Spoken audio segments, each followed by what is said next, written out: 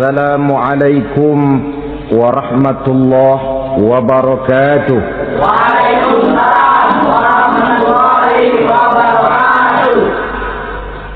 Alhamdulillah wassalatu wassalamu ala sayyidina Rasulillah sayyidina wa maulana Muhammad ibn Abdullah wa ala alihi wa sahbihi wa mawala. La haula wa la quwwata illa billah, amma ba'du. Bapak-bapak, ibu-ibu, saudara-saudara kaum muslimin rahimakumullah. Menurut berbagai hadis yang sahih, Nabi Isa Al-Masih nanti akan turun lagi. Tidak membawa risalah yang baru, tapi meluruskan risalah Islam ini yang telah banyak ditinggalkan oleh masyarakat. Bahkan ada hadis menjelaskan beliau akan membunuh Nabi, mematahkan kayu-kayu salib, lalu melaksanakan haji dan umrah mengikuti syariat Nabi Muhammad, bukan membawa agama baru. Pertemuan yang lalu sudah saya jelaskan bahwa hidup selalu berakhir dengan kematian. Apabila datang kematian menimpa seseorang, datanglah kiamat baginya. Itu yang disebut dengan kiamat kecil. Hakikatnya mati adalah perpindahan dari kehidupan di dunia ini menuju kehidupan di alam barzakh. Menunggu kita di alam barzakh sampai datangnya saat kiamat. Entah 10 tahun, entah 100 tahun, entah 1000 tahun, hanya Allah saja yang maha tahu. Adapun orang-orang beriman yang melakukan amal kebajikan dalam kehidupan di dunia ini, masa penantian yang lama di alam barzakh buat mereka sebentar saja. Tetapi bagi orang-orang kafir yang ingkar, yang tidak beriman kepada Allah, yang hidup di dunia cuma menumpuk-numpuk dosa, tentu penantian di alam barzakh akan merupakan waktu yang sangat lama. Bukankah dalam kehidupan kita waktu itu memang relatif? Contoh misalnya, bagi pemuda-pemudi yang sedang duduk asyik memadu cinta, waktu 4-5 jam saja rasanya cuma 4-5 menit. Tenggelam oleh keasikan. Tapi buat orang yang berbaring di rumah sakit, meratap di balik-balik apa itu tembok derita kata lagu, di balik dinding-dinding penjara, sehari bagai seminggu, seminggu rasa sebulan, sebulan boleh jadi rasa setahun. Penantian yang sangat lama.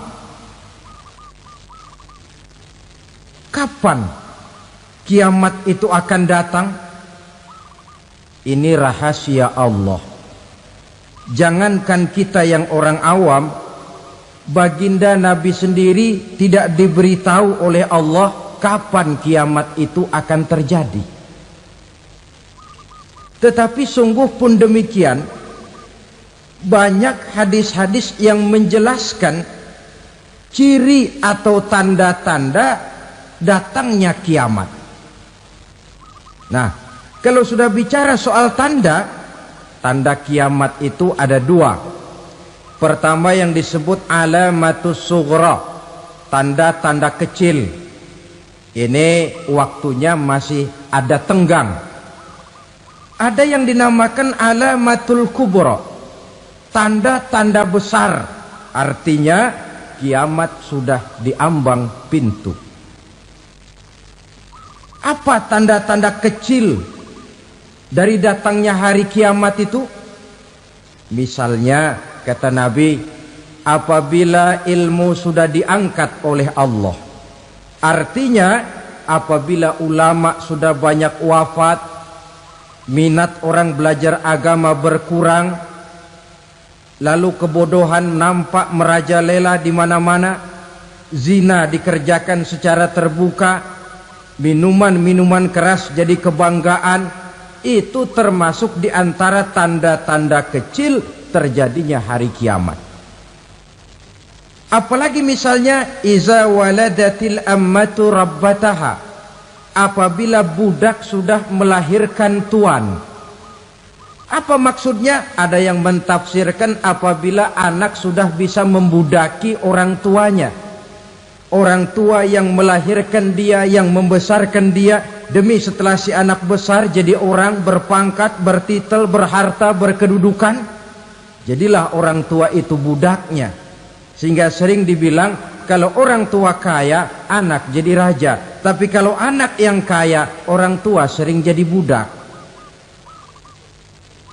Apalagi munculnya fitnah yang bergelombang, timbul perang antara dua bangsa yang besar, waktu berjalan terasa sangat pendek sekali.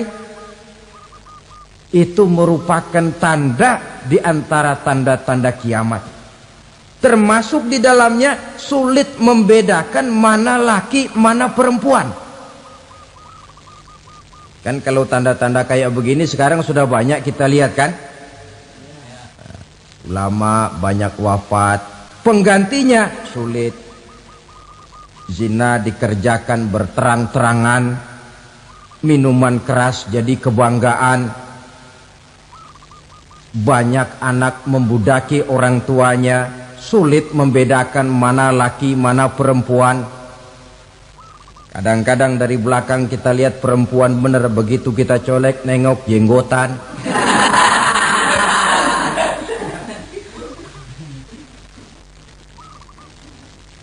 Ini termasuk tanda-tanda kecil, masih ada tenggang sampai akan terjadinya kiamat itu.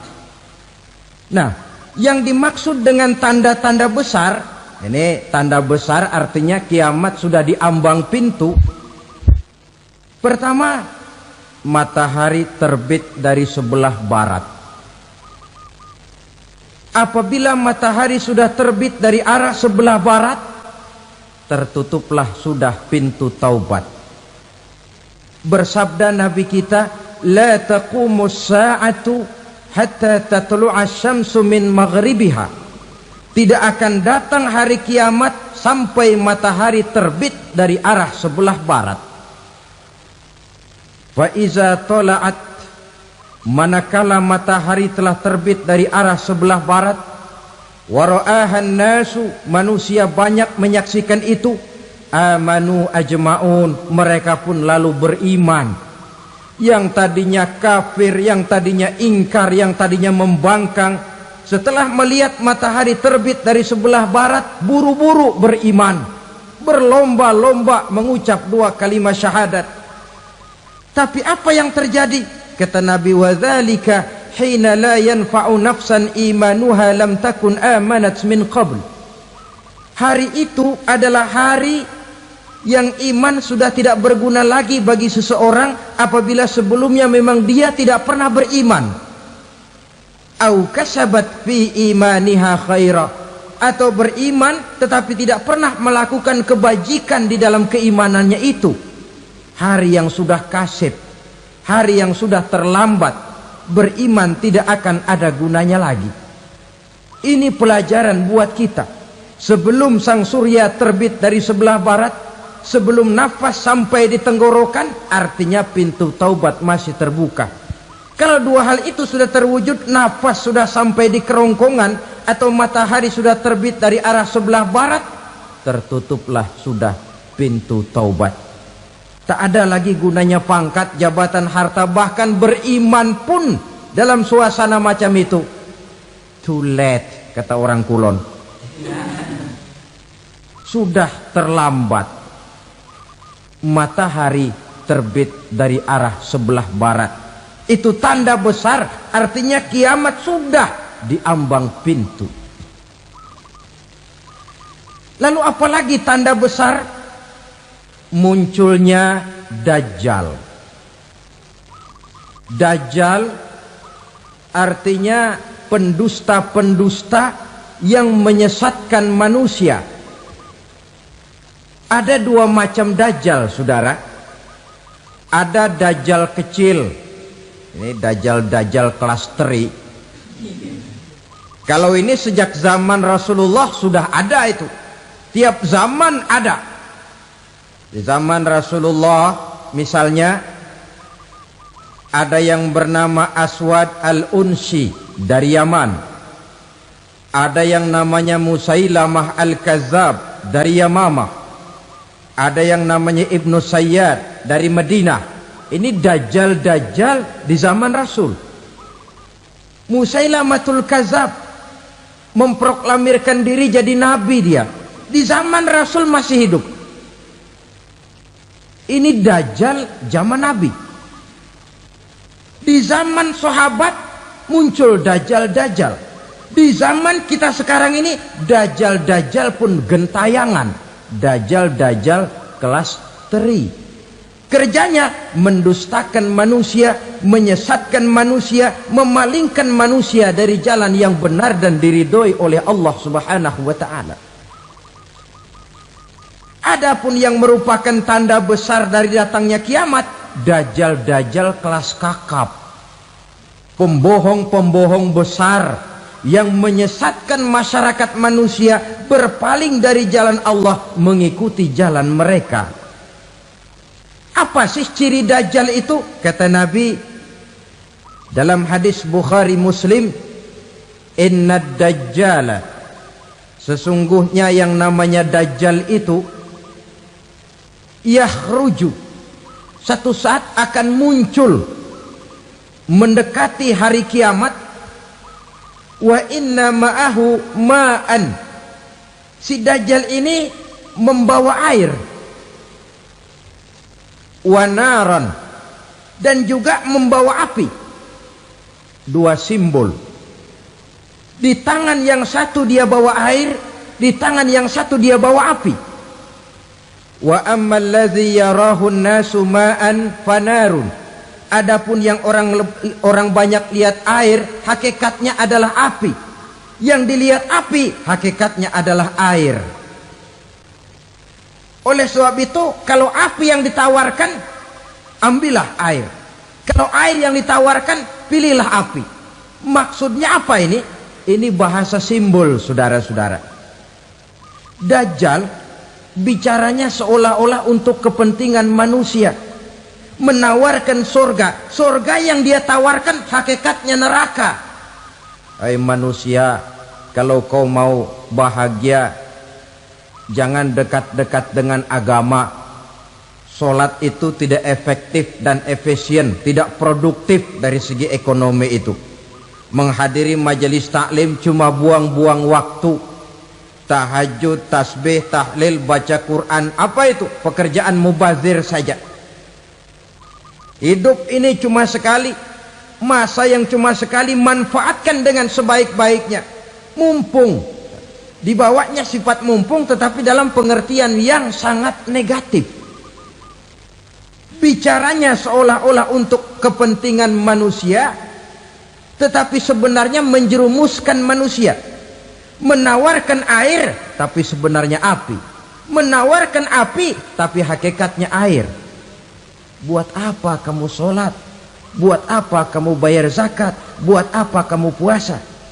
Surga yang dicanangkan dajjal hakikatnya neraka. Neraka yang digambarkan dajjal pada dasarnya adalah surga. Jadi memutarbalikan fakta itu kerjaan dajjal. Yang hak jadi batil, yang batil dibilang hak, yang benar jadi salah, yang salah malah jadi benar. Tuntunan disuruh jadi tontonan, tontonan malah menjadi tuntunan. Itu pekerjaan dajjal profesinya. Zamannya Nabi Adam, dajjalnya kan iblis. Betul? Betul. Apa sih gang kerayuan iblis itu? Allah setelah menciptakan Nabi Adam kan bilang, Adam, kau dan istrimu Hawa tinggal di surga ini. Seluruh fasilitas yang ada di surga persilahkan kau nikmati. Satu yang tidak boleh, jangan coba-coba dekati pohon khuldi. Dekat saja jangan, apalagi sampai memetiknya. Datang dajjal yang namanya iblis ini. Adam, Kamu tahu nggak kenapa tidak boleh makan buah khuldi? Ya nggak tahu, pokoknya saya dilarang. Bodoh kamu Dam. Khuldun artinya kekal. Kalau kamu makan itu buah, kau akan kekal di surga buat selamanya. Allah tidak kepengen, maka dilarang kamu makan buah khuldi. Kalau kau ingin kekal di surga Adam, makan saja. Saya bicara begini ini untuk kepentingan kamu Adam. Ini kan ciri-ciri Dajjal. Bicaranya sih seolah-olah untuk kepentingan Nabi Adam. Hakikat sebenarnya menjerumuskan Nabi Adam supaya ingkar dan melanggar larangan dari Allah Subhanahu wa ta'ala. Jadi setelah muncul Dajjal, timbul kekacauan-kekacauan di masyarakat. Banyak yang terpengaruh, terpedaya dan terpesona. Termasuk mereka yang memproklamirkan diri jadi nabi, mereka yang memproklamirkan diri jadi rasul di zaman sesudah Rasulullah wafat, itu adalah Dajjal.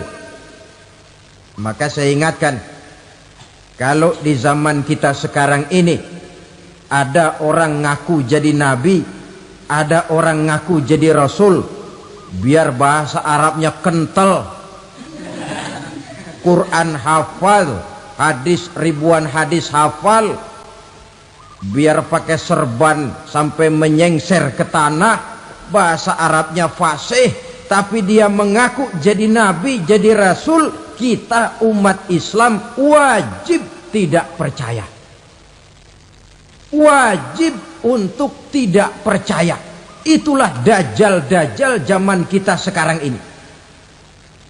Tidak mustahil mereka datang mempengaruhi orang awam supaya berpaling dari Rasulullah, mengikuti mereka. Nah, di akhir zaman nanti, mendekati hari kiamat, Dajjal ini muncul. Dajjal kelas kakap, menyesatkan masyarakat manusia untuk berpaling dari Islam, mengikuti seruan mereka. Apalagi di antara datangnya kiamat itu, tanda yang besar itu, turunnya Nabiullah Isa Al-Masih, putra Maryam. Menurut berbagai hadis yang sahih, Nabi Isa Al-Masih nanti akan turun lagi. Tidak membawa risalah yang baru, tapi meluruskan risalah Islam ini yang telah banyak ditinggalkan oleh masyarakat. Bahkan ada hadis menjelaskan beliau akan membunuh Nabi, mematahkan kayu-kayu salib, lalu melaksanakan haji dan umrah mengikuti syariat Nabi Muhammad, bukan membawa agama baru. Menjadi semacam mujaddid, reformer, menyelamatkan manusia dari bisikan Dajjal. Bahkan ada riwayat yang menjelaskan bahwa Nabi Isa berhasil mengalahkan Dajjal, mengembalikan masyarakat manusia kembali kepada ajaran Islam yang datang dari Allah, dibawa oleh Rasulullah Sallallahu Alaihi Wasallam. Dengan kata lain, turunnya Nabi Isa bukan sebagai Nabi dan Rasul baru, tetapi mengikuti syariat Nabi kita Muhammad Sallallahu Alaihi Wasallam. Saudara hadirin, ibu-ibu hadirat yang saya hormati, kemudian apalagi di antara tanda-tanda besar akan datangnya kiamat itu? Keluarnya asap atau awan. Kata Nabi, inna min asyrati sa'ah dukhanan yamla'u ma bainal masyriqi wal maghrib.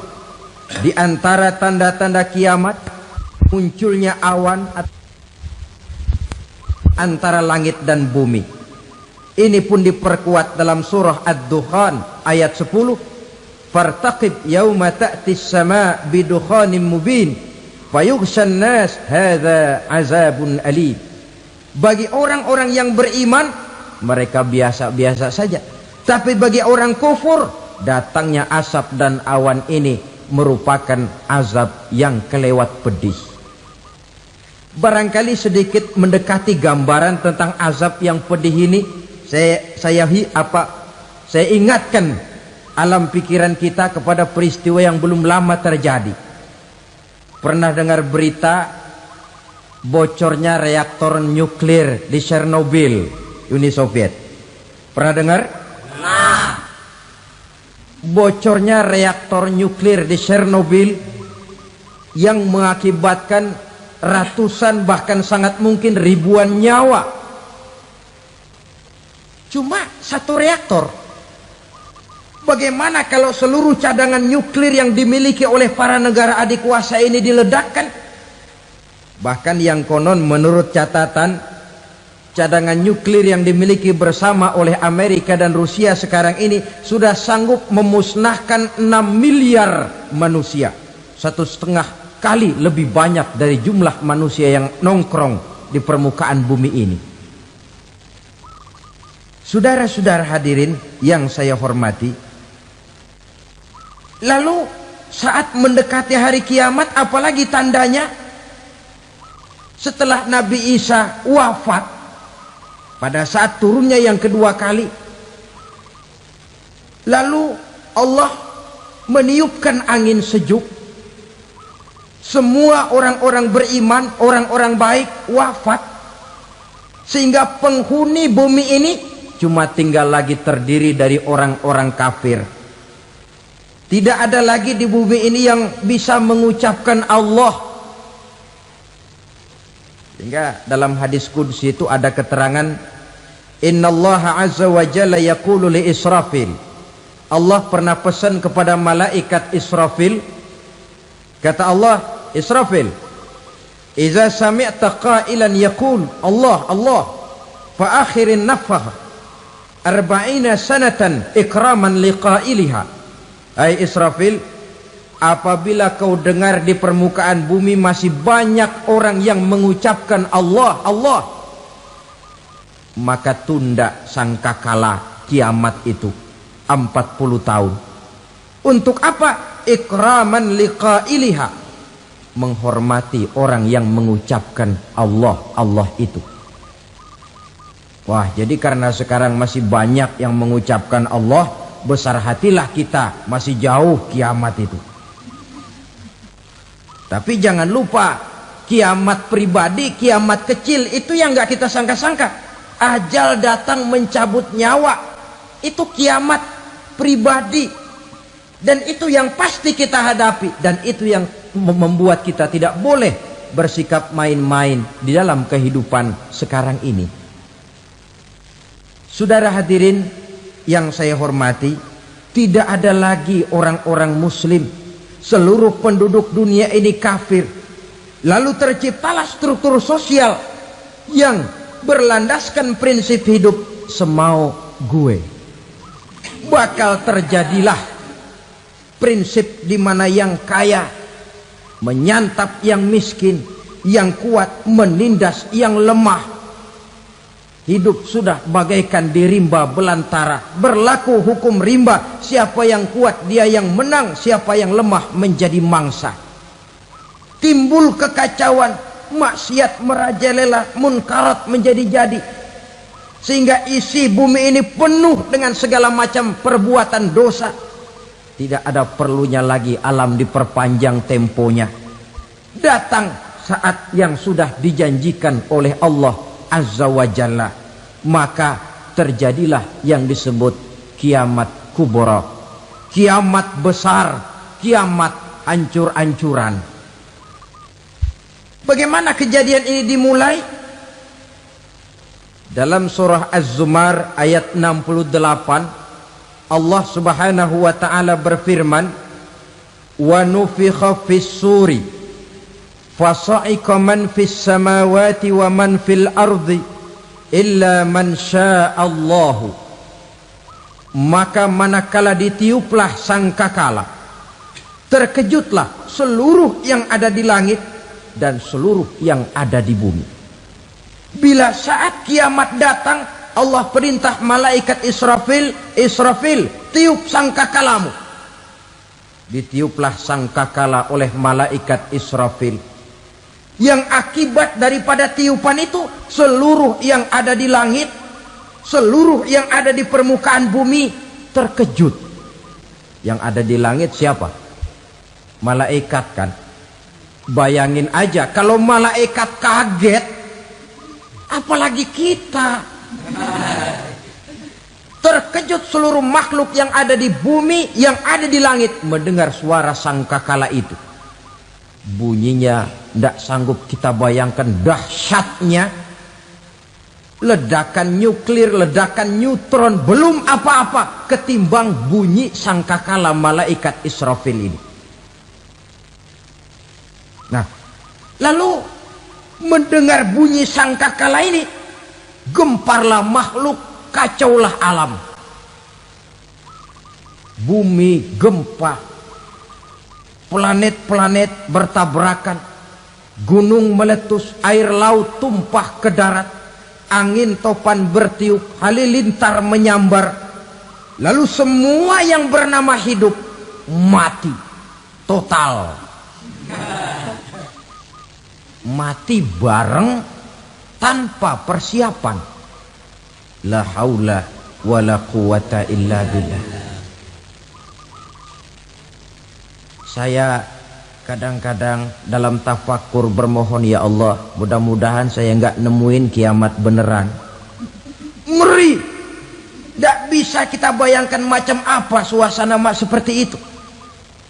Allah saja banyak memberikan gambaran, misalnya Al-Qari'ah, wa mal qari'ah, wa ma adraka mal qari'ah. Kejadian yang menggemparkan. Tahukah kamu apa kejadian yang menggemparkan itu? Yauma yakunun nasu kal farasil mabsus wa takunul jibalu kal ihnil manfus. Pada saat itu manusia berterbangan bagai kupu-kupu. Gunung berterbangan seperti kapas ditiup angin. Gunung saja macam kapas, konon lagi manusia. Kematian total, mulai semut sampai gajah mati, jin mati, iblis mati, malaikat mati. Oh, malaikat saja mati.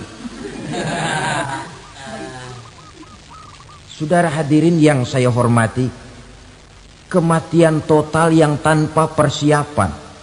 Orang bilang, Pak, kalau mati bareng begitu yang repot malaikat maut dong ya. Cabut sana, cabut sini.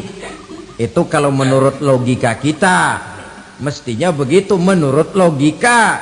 Tapi logika juga yang nggak perlu serepot itu. Sebab untuk mematikan listrik di wilayah DKI, di wilayah Jakarta, nggak perlu tiap rumah didatengin matiin, ya lama. Cukup dari kantor pusatnya saja PLN, tekan satu tombol, gelaplah seluruh Jakarta. Saudara hadirin yang saya hormati, kematian total. Lalu setelah kematian total, planet-planet juga mati, dalam arti tidak bergerak dan beredar.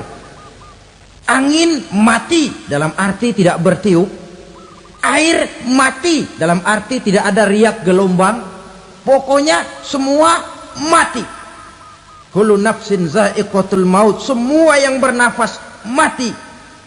Dalam ayat lain, kullu man 'alaiha fan, semua yang ada di permukaan bumi fana. Yang kekal cuma Allah Subhanahu wa ta'ala. Yang paling belakang mati malaikat maut dan malaikat Israfil. Tapi mati juga sesuai dengan janji Allah. 10 lamanya. Tidak dijelaskan oleh Abi Hurairah 40 jam, apa 40 hari, apa 40 tahun. Hadis-hadis cuma menyebutkan 40 saja. Sunyi alam. Yang tinggal cuma Allah saja lagi. Ketika itu Allah berseru-seru, katanya, limanil mulkul yauma. Siapa para penguasa hari ini? Mana itu raja-raja dan penguasa yang dulu mengaku jadi Tuhan? Fir'aun. Mana Fir'aun sekarang? Yang dulu jadi raja, merasa berhasil, sombong, lalu tidak mau turun-turun dari kekuasaannya, sampai kepada puncak kekurang ajarannya mengangkat diri jadi Tuhan.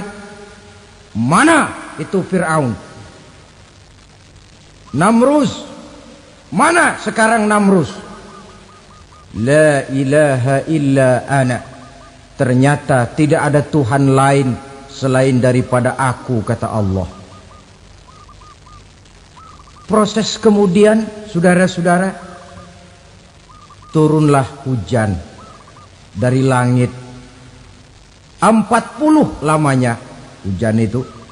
Tidak jelas juga 40 jam apa 40 hari. Setelah air turun membasahi, datanglah tiupan sangkakala yang kedua. Semua yang bernama mati bangkit dari kuburnya masing-masing. Ini yang disebut Yaumul Ba'thi, hari kebangkitan. Allahu Akbar. Pada saat kita bangkit dari kubur kita masing-masing, kumpul di padang mahsyar namanya. Bayangin aja, saya sendiri nggak sanggup bayangin. Manusia sejak zaman Adam sampai zaman kiamat kumpul bareng di tempat sama. Berapa banyaknya itu?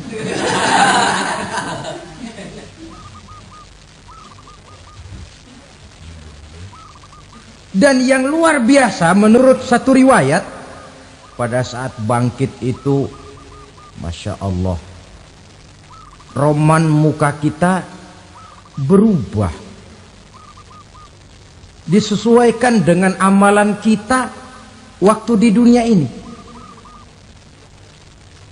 Barang siapa yang waktu di dunia amalannya itu amalan tikus, di akhirat nanti dia bangkit dari kubur, mukanya seperti muka tikus. Gagah betul badannya, tapi mukanya seperti tikus. Kenapa? Amalannya waktu di dunia seperti amalan tikus. Apa amalan tikus itu? Suka ngegeragoti barang yang sudah disimpan rapi-rapi. Orang sudah simpan uang rapi-rapi, simpan perhiasan rapi-rapi, digeragoti oleh tikus. Maling-maling, pencoleng-pencoleng, koruptor-koruptor. Itu nanti di akhirat nanti kita lihat mukanya seperti muka tikus. Oh ini waktu di dunia suka nyolong, hanya seperti muka tikus. Barang siapa yang waktu di dunia ini amalannya itu amalan macan, dia akan bangkit nanti mukanya seperti muka macan. Apa amalan macan? Macan itu amalannya menang-menangan. Orang yang mau menang saja nggak mau mengalah. Coba lihat di hutan. Kenal hutan nggak? Di hutan, raja hutan di mana-mana pasti macan. Betul kan? Betul. Padahal hutan belum pernah bikin pemilihan umum. Tapi macan tidak peduli ada pemilihan umum apa tidak, pokok saya raja. Sebab apa? Macan jadi raja itu bukan karena benar, tapi karena kuat jadi raja. Setelah dia jadi raja, rakyat hutan yang mesti dilindungi malah dimakan oleh raja macan. Kambing rakyat hutan dimakan oleh macan. Ayam rakyat hutan dimakan oleh macan. Itu nanti kita lihat di akhirat itu mukanya seperti muka macan, gagah betul. Lalu barang siapa yang di dunia ini amalannya itu seperti amalan anjing, nanti dia punya muka seperti muka anjing. Apa amalan anjing? Pertama, anjing itu kalau disuruh jaga rumah, dia tidak bisa membedakan mana maling, mana tamu. Biar yang datang maling, kalau bawa tulang, anjing kalem. Yang kedua, anjing itu akan setia kepada siapa saja yang memberinya roti. Siapa yang memberinya roti, itulah majikannya. Apa kata majikannya, pasti dia laksanakan. Soal benar atau salah dia tidak peduli. Setelah anjing dapat roti, dia tidak punya pilihan lain kecuali bilang, abdi mah kumaha juragan wae ayeuna mah.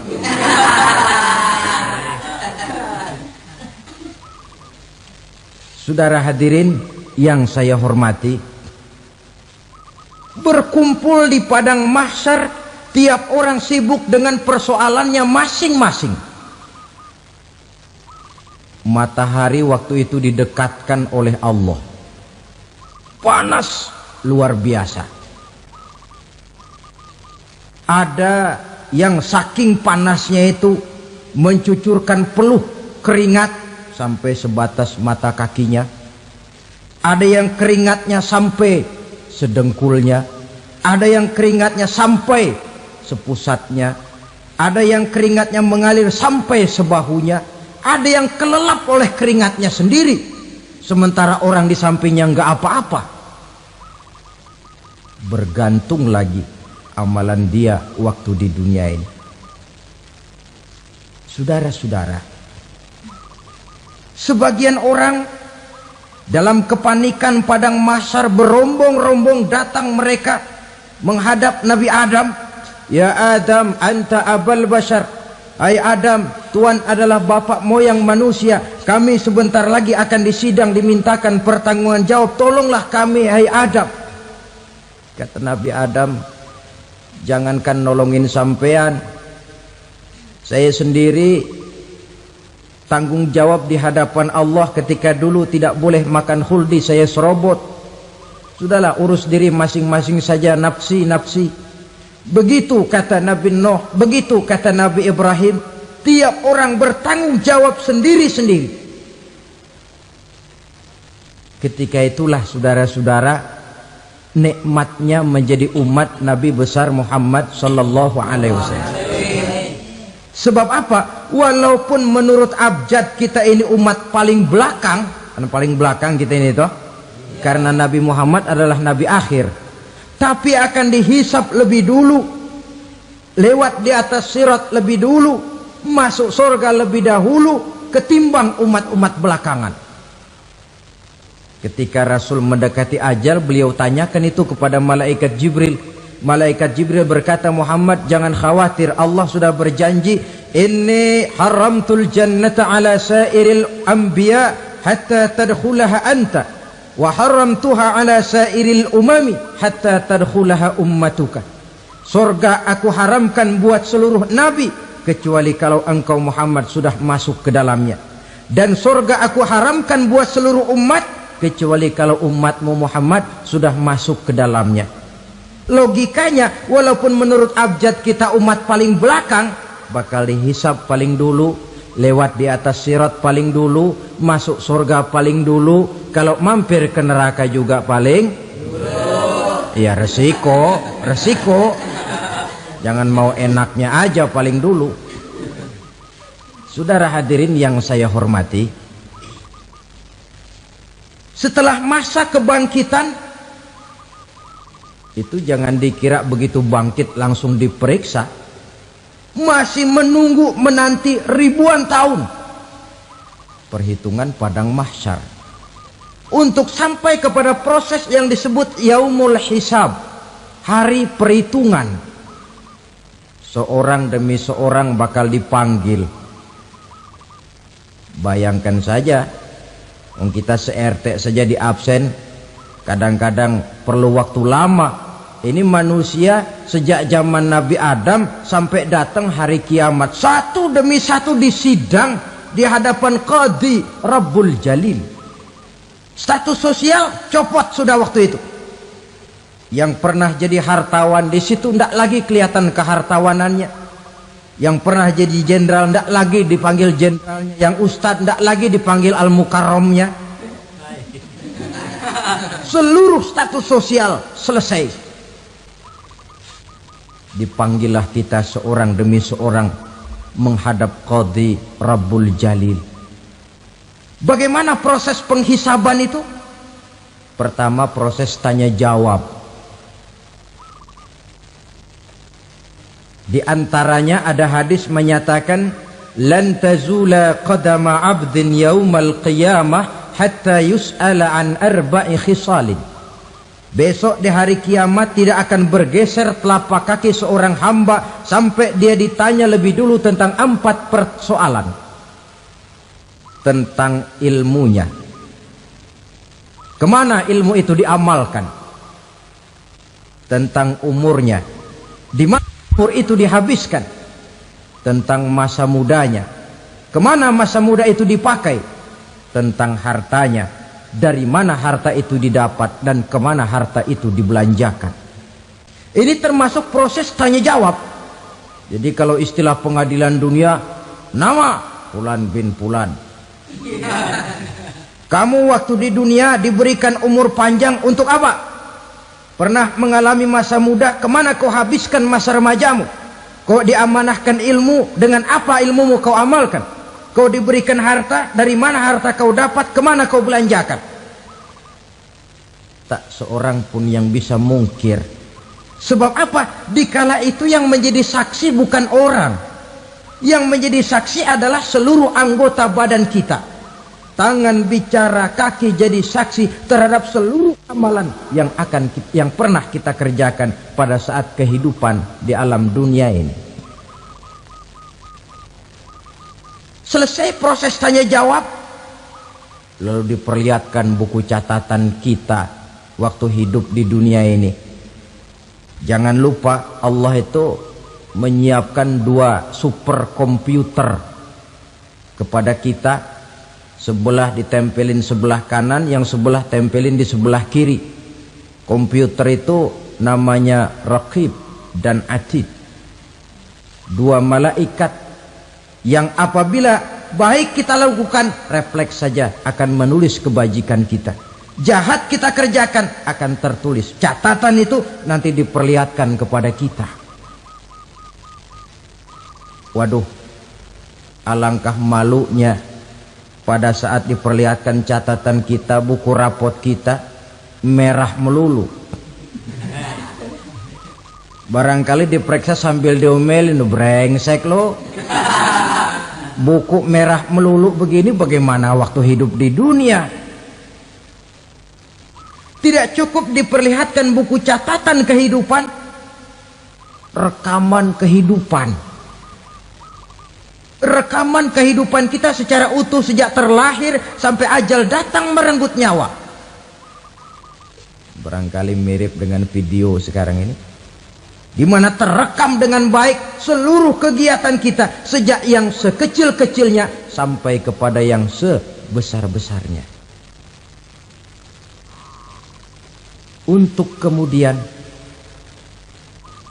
kita pun menerima balasan. In khairan fa khairun wa in syarran fa syarrun. Kalau baik ya baik balasannya, kalau jahat ya jahat juga balasannya. Catatan-catatan kita diberikan. Kalau banyak kebajikannya diberikan di tangan kanan dengan cara yang halus. Kalau banyak kejahatannya diberikan dari sebelah kiri atau dilempar dari belakang. Itulah sebabnya sejak di dunia ini kita sudah mohon kepada Allah. Ketika berwudu membasuh tangan kanan, apa kita bilang? Allahumma a'tini kitabi biyamini wa hasibni hisaban yasira. Ya Allah, berikan saya kitab di tangan kanan, dan kalau saya memang perlu dihisap, hisaplah saya yang seringan-ringannya. Tangan kiri berlindung kita kepada Allah. Jangan sampai diberikan kitab di tangan kiri atau dari arah sebelah belakang. Wa a'udzubika an tu'tiya kitabi bishimali aw min wara'i zuhri, dari arah sebelah belakang. Na'udzubillah min dzalik. Setelah selesai lewat proses penghisaban, lewat mizan, timbangan, maka yang sudah selesai dihisab itu bergeraklah menuju sirat, jembatan yang terbentang menuju surga melalui neraka. Saudara-saudara, panjangnya perjalanan sirat itu memakan waktu ratusan tahun. Tetapi orang yang lewat di atas sirat pun macam-macam, bergantung amalannya ketika di dunia ini. Ada yang lewat di atas sirat itu kal barqil khatib, seperti kilat yang menyambar, lep, sudah sampai dia di surga. Cepat bukan main. Ada yang lewat di atas sirat itu seperti orang lari-lari. Ada yang lewat di atas sirat itu seperti orang jalan biasa. Ada yang sambil merangkak, ada yang sambil ngesor, ada yang sambil gelayutan, ada yang selamat sampai ke ujung ke surga, ada yang tergelincir jatuh masuk ke dalam neraka, bergantung amalannya dalam kehidupan di dunia sekarang ini. Tiap kita akan melewati yang namanya sirat ini. Saudara-saudara kaum muslimin yang saya hormati, dengan demikian mereka yang selamat melalui sirat sampai ke terminal akhir surga, mereka yang ketika dihisab ternyata banyak kejahatannya daripada kebaikannya, mereka singgah di dalam neraka. Nah, adapun orang-orang yang beriman menurut ayat Quran dan hadis Nabi itu nanti ada bermacam-macam. Ada orang beriman itu yang dimasukkan surga. Ada orang beriman itu yang dimasukkan ke dalam surga. Ada orang beriman itu yang disebut penduduk surga. Kenapa lain-lain, Pak? Karena waktu di dunia amalannya juga lain-lain. Ada orang beriman yang masuk surga. Ini paling murah tiketnya. Mau masuk surga? Kata Nabi begini, ma min abdin qala la ilaha illallah thumma mata ala dhalik illa dakhalal jannah. Kalau seorang hamba sudah mengucap dua kalimat syahadat, dia yakin dengan kebenaran kalimat itu sampai matinya, orang itu akan masuk surga. Abi Dzar yang waktu itu diajak bicara heran, ya Rasul kok gampang betul? Iya. Walaupun orang itu mencuri, iya. Walaupun orang itu berzina, iya. Biar dia mencuri, biar dia berzina, kalau dia sudah mengucap dua kalimat syahadat, dia yakin dengan kebenaran kalimat itu sampai matinya, itu orang akan masuk surga. Jadi masuk surga cukup dua kalimat syahadat, yakin sampai mati, masuk surga. Itu perkara masuk. Tapi kalau pertanyaannya diterusin, masuknya kapan, Pak? Nah, ini lain lagi urusannya. Sebab ada yang masuknya itu langsung, ada yang mampir dulu. Di sana tempat cuma dua, kalau tidak surga, neraka. Mau ke surga tapi mampir dulu, yang mampirnya jelas di neraka. Kenapa? Dalam hadis qudsi ada riwayat, nanti itu di akhirat, setelah Allah selesai mengatur penduduk surga masuk surga, yang neraka masuk neraka, Allah berkata kepada malaikat Malik, malaikat Malik, labaik ya Allah. Itu bajingan-bajingan tengik, manusia-manusia durjana yang waktu di dunia tidak mau sujud, jauh dari ulama, gemar melakukan yang munkarat dan maksiat, hidup di tengah masyarakat selalu jadi bibit keonaran, kufur, sudah masuk neraka semua. Sudah ya Allah. Nah, kalau sudah, coba sekarang kamu masuk, Malik. Saya, iya, masuk neraka. Mau apa ya Allah? Kata Allah, akhriju minan nar man kana fi qalbihi misqala habbatin min khardalin min iman. Kau masuk neraka, cari di dalam neraka orang-orang yang ada imannya walaupun kecil sebesar biji zarah, angkat mereka keluar. Masuk malaikat Malik ke neraka, cari orang yang ada imannya, korek-korek. Ya repot, udah pada gosong. Yang ada imannya diangkat ke atas, yang ada imannya diangkat ke atas, lalu dimandikan di Nahrul Hayat namanya, sungai kehidupan di akhirat nanti. Cakep lagi rupanya, bersih lagi wajahnya, apel di hadapan Allah. Kata Allah, bagaimana mas? Kapok nggak sampean? Kapok ya Allah. Nah, kalau kapok, idhab fadkhulil jannah, pergi masuk surga sana. Berangkat mereka ke surga, ketemu sama teman-temannya yang udah sampai lebih dulu, yang nggak pakai mampir lagi. Terjadi dialog. Kata teman-temannya yang udah pada nyampe duluan, mas, iya, emang baru sampai? Saya baru sampai. Memang mampir di mana dulu mas? Kita sudah lama sampai di surga. Saudara buka surah Al-Muddathir ayat 34-35. Ma salakakum fis saqar?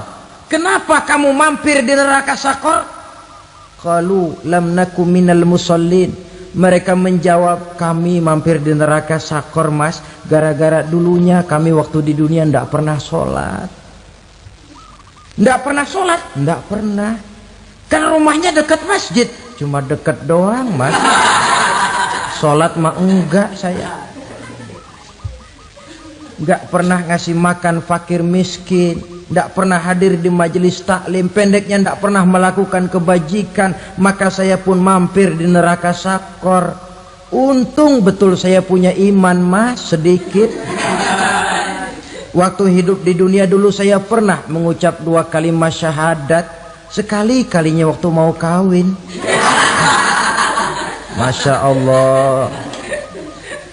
Untung saja kawin, kalau nggak kawin polos.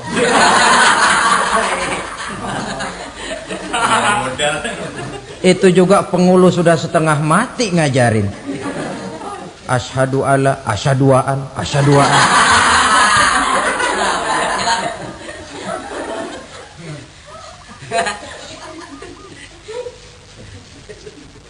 Ini namanya masuk surga, ada mampir dulu.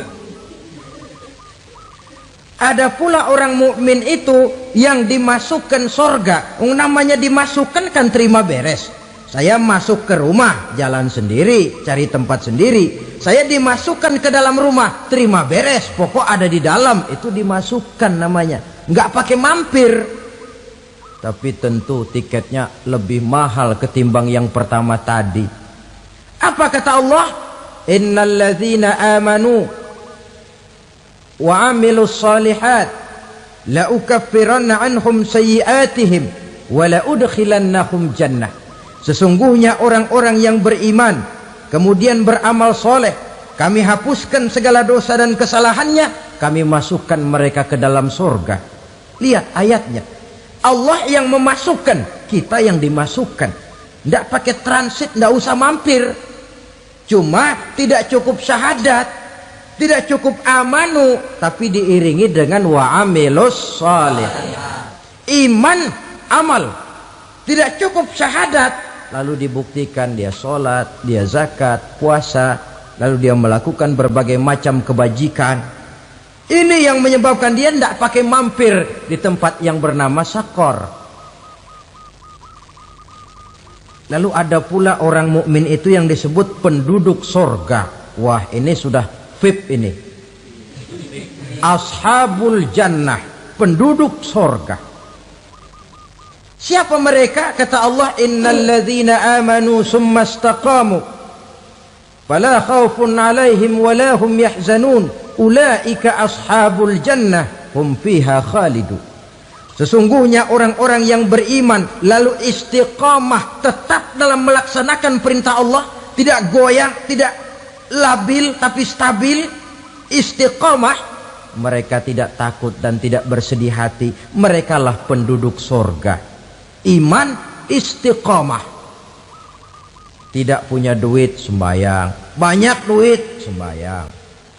Miskin, sembayang. Kaya, tetap sembayang. Istiqamah.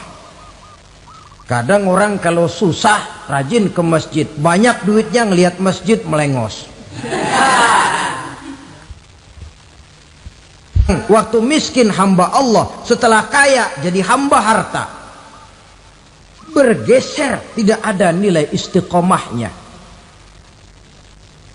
Saudara-saudara, dengan begitu penduduk neraka itu dua. Ada penduduk permanen, ada penduduk yang semi permanen. Yang semi permanen orang-orang beriman yang mempunyai dosa besar. Mereka masuk ke neraka untuk menerima azab sesuai dengan dosanya. Bila selesai masa azab itu, mereka akan diangkat untuk ditempatkan kembali ke dalam surganya Allah Subhanahu wa ta'ala. Nah, dikala itulah saudara-saudara, ada yang disebut syafaat dari Rasulullah Sallallahu Alaihi Wasallam. Tapi tentu jangan lupa, syafaat ini ibarat kain menambal dia. Kita punya kain bolong-bolong sedikit, syafaat yang menambal. Solat kita ada kurang dikit, sedekah kita ada campur riak dikit, amalan kita ada tidak karena Allah dikit, kita berharap syafaat. Jadi biarlah kain masih bolong-bolong, yang penting punya kain. Tapi kalau kainnya tidak ada, yang ditambal apanya? Solat tidak, puasa tidak, zakat tidak, berharap syafaat saja. Ya, terlalu berlebihan itu. Saudara hadirin yang saya hormati, apabila selesai proses penghisaban, proses penghitungan, maka dikala itulah manusia terbagi dalam dua kelompok besar. Fariqun fil jannah wa fariqun fis sa'ir. Sekelompok orang-orang beruntung yang masuk ke dalam surga, dan sekelompok lagi masuk ke dalam neraka. Akan memakan waktu untuk menceritakan sifat surga dan neraka, tapi insya Allah pada kesempatan pertemuan lain saya sampaikan. Namun sebagai gambaran umum cukuplah saya sampaikan sebuah hadis qudsi. Allah jelaskan, a'dadtu li'ibadiyas salihin ma la 'ainun ra'at wa la uzunun sami'at wa la khatara fi qalbil bashar. Aku sediakan buat hamba-hambaku yang soleh, yang tidak pernah terlihat oleh mata, tidak pernah terdengar oleh telinga, dan belum pernah terdetik dalam hati manusia. Jadi kenikmatan surga belum pernah dilihat mata, belum pernah didengar telinga, belum pernah terdetik dalam hati. Pedihnya azab neraka belum pernah terlihat mata, belum pernah terdengar telinga, belum pernah terdetik dalam hati. Saudara hadirin yang saya hormati, oleh karena itu sebagai uraian akhir daripada kiamat ini, marilah sama-sama kita memanfaatkan hidup dengan sebaik-baiknya, supaya jangan timbul penyesalan di hari kemudian nanti. Mudah-mudahan kita seluruhnya diselamatkan Allah dari azab neraka dan mendapat surga dan ridhonya. Sekian dan demikianlah pertemuan kita kali ini. Terima kasih banyak atas segala perhatian. Mohon maaf atas segala kekurangan. Usikum wa nafsi bitaqwallah. Wassalamualaikum warahmatullahi wabarakatuh. Waalaikumsalam warahmatullahi wabarakatuh.